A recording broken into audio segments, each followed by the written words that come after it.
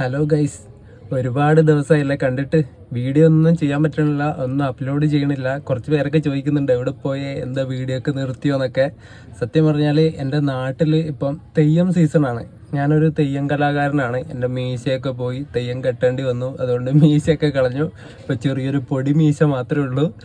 ഇനിയിപ്പോൾ വീഡിയോ അടുത്ത മാസം ഫെബ്രുവരി തൊട്ട് ആദ്യ ആഴ്ചയിൽ തന്നെ ഞാൻ ഇടാം. ഇനിയിപ്പോൾ നമ്മൾ ചെയ്യുന്ന video west cost super fast LHB ആകുന്ന ഫസ്റ്റ് LHP റണ്ണാണ്.